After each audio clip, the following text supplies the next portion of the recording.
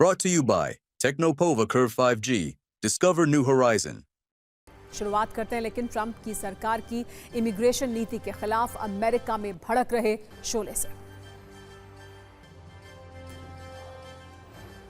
आगजनी, पथराव और हिंसा वाला ये वीडियो ट्रेलर अमेरिका में लगी आग की कहानी को बता रहा है और ये भी बता रहा है कि खुद को सुपर पावर समझने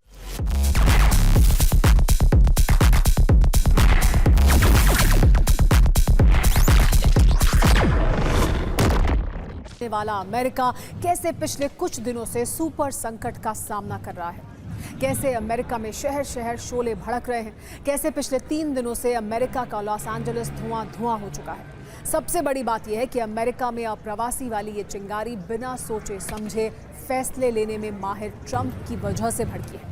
सत्ता में सभी न्यूज़ मित्रों ने अमेरिका में लगी इस आग का पूरा हम सच बताएंगे। आग की ये तस्वीरें ट्रंप के कमजोर हो रही पकड़ को बखूबी बयां कर रही हैं और ये बता रही हैं कि कैसे कुछ प्रदर्शनकारियों के आगे खुद को सुपर पावर समझने वाला अमेरिका नतमस्तक है। ऐसा लग रहा है कि ये तस्वीर अमेरिका से नहीं बल्कि किसी ऐसे मुल्क से आई है जहां उपद्रवियों का वर्चस्व है, जहां दंगाई कानून पर हावी है, जहां कट्टरपंथी देश की कानून व्यवस्था को चुनौती देते रहते हैं। लेकिन यकीन मानिए, ये अमेरिका के लॉस एंजलिस से आई तस्वीरें हैं। ये वो गदर है जो ट्रंप की नीतियों को गलत बता रहा है। इन तस्वीरों के आधार पर तो ये कहा जा रहा है कि मिस्टर सीज फायर ट्रंप के घर में फायर ही फायर है। अमेरिका के हालात को कुछ इस तरह सोशल मीडिया से लेकर सड़क तक बयां किया जा रहा है। ऐसे ही व्यंग के साथ डोनाल्ड ट्रंप सरकार की आलोचना की जा रही है। ट्रंप की आलोचना की बड़ी वजह यह है कि खुद को सुपर पावर साबित करने वाली उनकी झूठ नीति और धूर्तता। इसे भी आप अमेरिका में आग वाली तस्वीरों से समझिए। भारत और पाकिस्तान में संघर्ष के दौरान ट्रंप ने खुद को मिस्टर सीज फायर बताने की कोशिश की थी। अचानक युद्ध विराम की घोषणा की थी और अलग अलग बयानों से ये साबित करने की कोशिश की थी कि उन्होंने भारत और पाकिस्तान में युद्ध विराम करवाया। भारत ने तो कूटनीतिक रूप से इसका जवाब दिया ही। अब अमेरिका के नाराज अप्रवासी भी ये बता रहे हैं कि ट्रंप कितने काबिल हैं। अमेरिका के आक्रोशित अप्रवासी भी आग लगाकर ये बता रहे हैं कि वो मिस्टर सीज फायर नहीं बल्कि मिस्टर फायर हैं, जिनकी नीतियों की वजह से अपने ही देश में आग लग चुकी है और ये प्रदर्शन आंदोलन का रूप ले रहा है। लॉस एंजलिस में अवैध प्रवासियों पर कार्रवाई के विरोध में 3 दिन से जारी प्रदर्शन हिंसक हो चुका है। प्रदर्शनकारियों ने पूरे शहर में कई सड़कों पर आगजनी की। कैलिफोर्निया, लॉस एंजलिस, न्यूयॉर्क में इतनी हिंसा हुई कि पुलिस के लिए हालात को संभालना मुश्किल हो गया।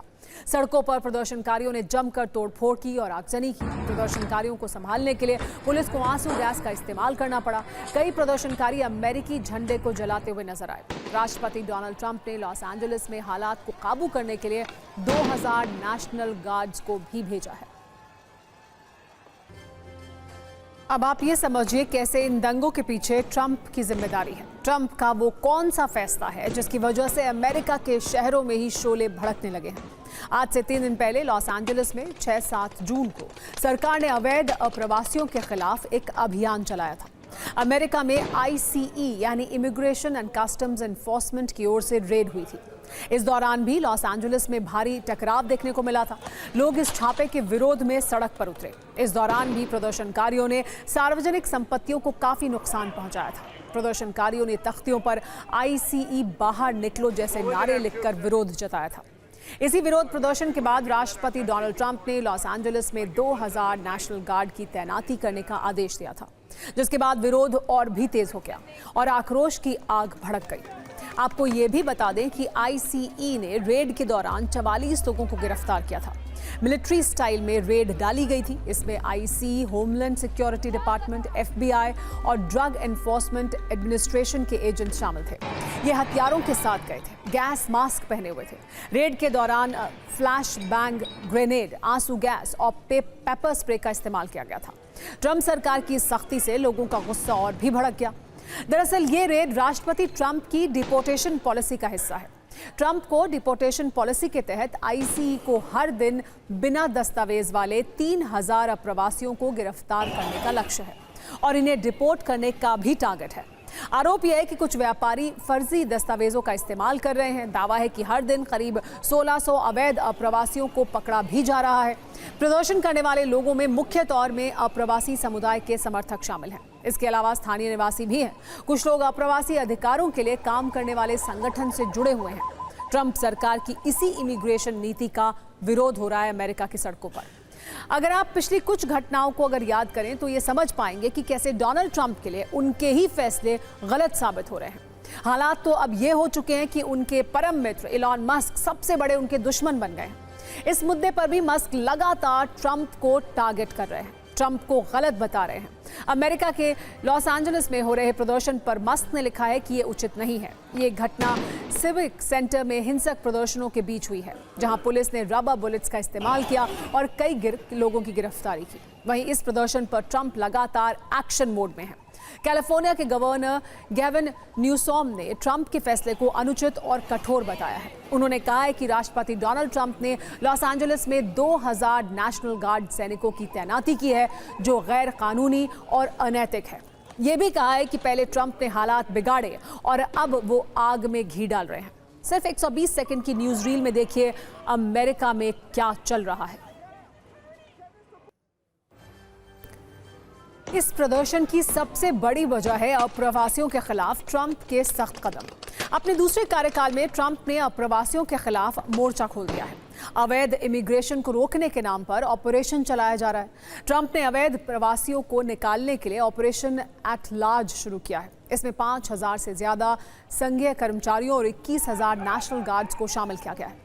ट्रंप ने कैलिफोर्निया मेक्सिको सीमा पर 1500 सैनिक तैनात किए हैं और कांटेदार तार भी लगाए हैं। इतना ही नहीं, ट्रंप सरकार ने अवैध प्रवासियों के पंजीकरण पर भी सख्ती की है।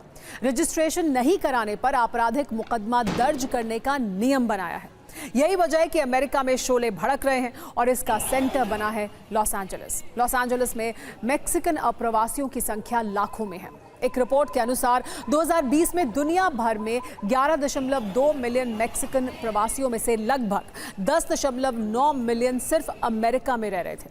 अमेरिका में कुल विदेशी मूल की आबादी का 23% मैक्सिकन मूल के लोग ही हैं।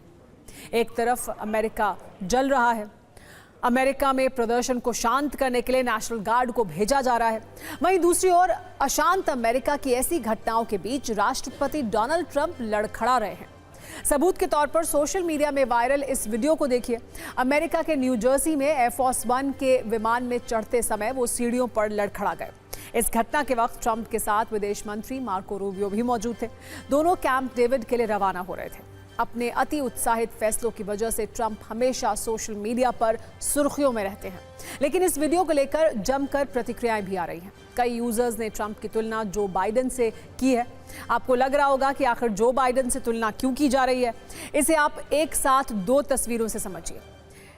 जानिए क्यों ट्रंप को बाइडेन 2.0 कहा जा रहा है। एक वीडियो में ट्रंप विमान की सीढ़ियों पर लड़खड़ाते हुए दिख रहे हैं। दूसरा वीडियो अमेरिका के पूर्व राष्ट्रपति जो बाइडेन का है। जो बाइडेन अक्सर ही चलते हुए लड़खड़ा जाते थे, स्टेज पर गिर जाते थे। कई बार वो एयरफोर्स 1 की सीढ़ियों पर गिर चुके हैं। इसीलिए कुछ लोग कह रहे हैं कि डोनाल्ड ट्रंप का लड़खड़ाना जो बाइडेन की याद आने की तरह ही है। Brought to you by Technopova Curve 5G. Discover new horizon.